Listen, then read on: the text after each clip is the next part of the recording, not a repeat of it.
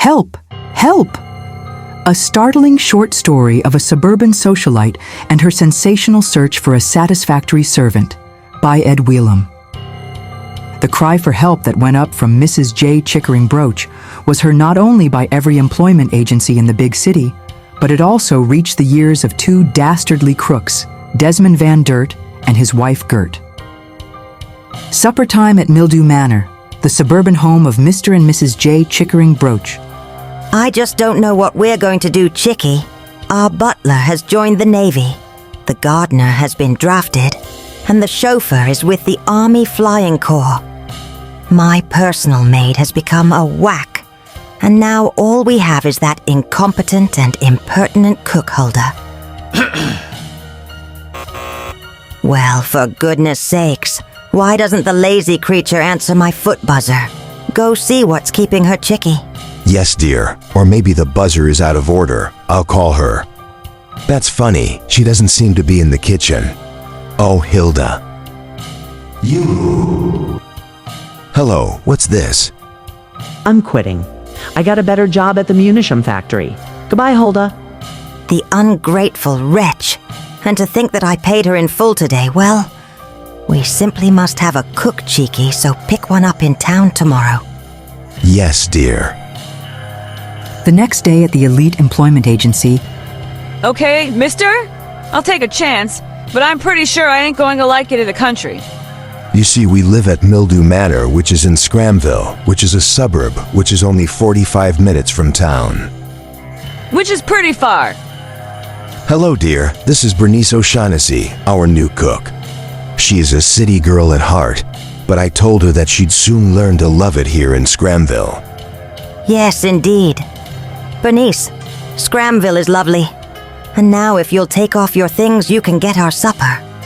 Listen, lady, I ain't getting no supper for nobody by myself tonight. I gotta relax after we train trip. A little later, at Joe's diner. What does one order, Chickie, in this sort of place?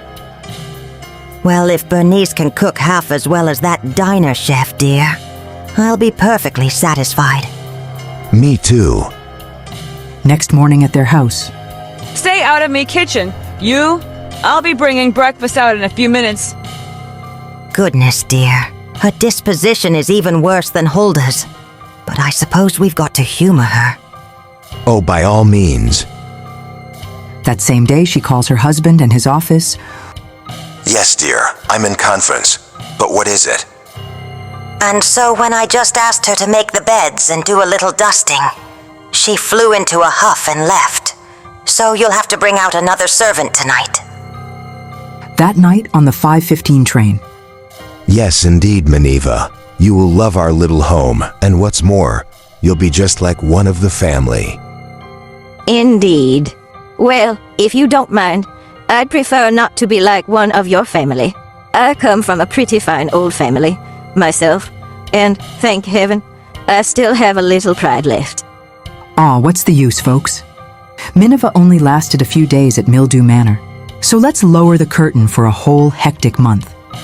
While one disappear, an independent servant after another comes and goes.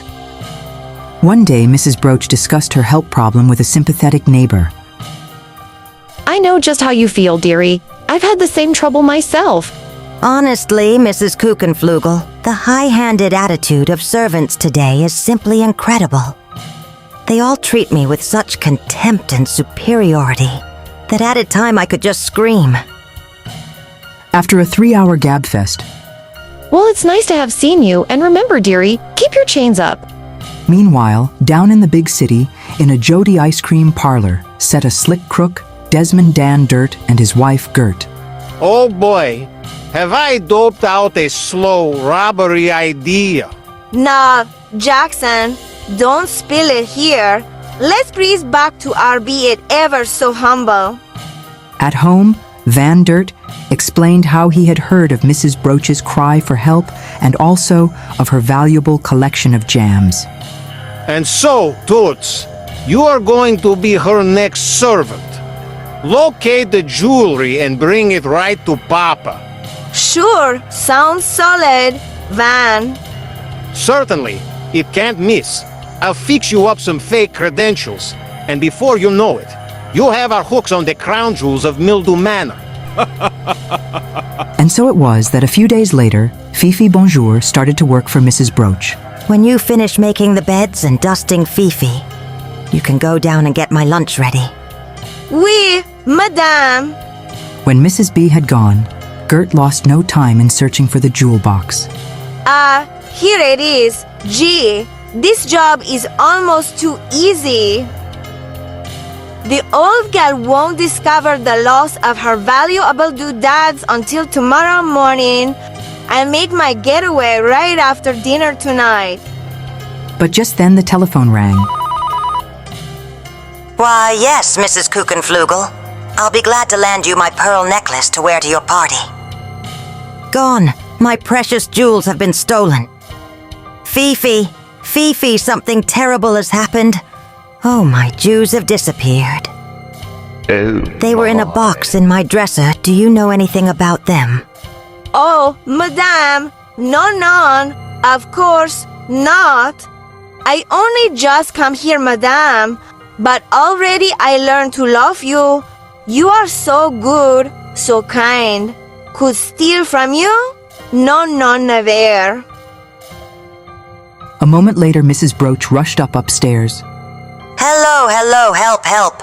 Give me the police, quick. When the local police arrived, Arrest that woman for stealing my jewelry. What?